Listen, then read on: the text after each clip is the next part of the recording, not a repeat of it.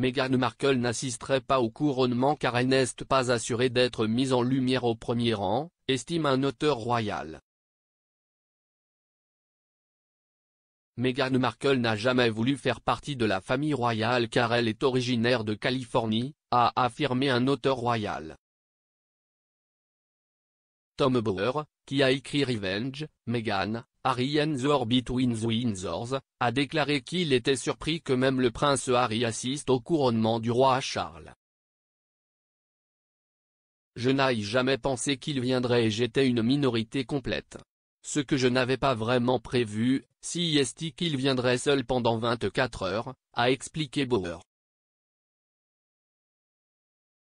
Il a poursuivi, clairement, il s'est soudain rendu compte que s'il ne venait pas, il se mettait si complètement en isolement, dans le congélateur, qu'il devait faire une apparition. Cependant, Bower a déclaré qu'il avait toujours cru que la présence de Meghan à cet événement unique en une génération était peu probable. Il a affirmé, sa présence n'était jamais probable parce qu'elle ne veut pas être en Grande-Bretagne, elle ne veut pas faire partie de la famille royale, si est une Californienne.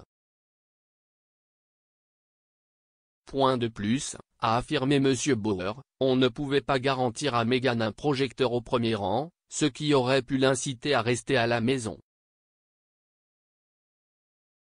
Il a déclaré sur Talk TV, elle ne voulait plus jouer de second violon en regardant par la fenêtre. Donc je pense que pour elle, à moins qu'elle ne soit proéminente, elle n'allait pas jouer le rôle. Meghan restera en Californie pour le couronnement le 6 mai, qui se trouve également être le 4e anniversaire de son fils, le prince Archie. Harry assistera à la cérémonie, mais des rapports indiquent qu'il ne restera probablement que brièvement au Royaume-Uni avant de retourner aux États-Unis.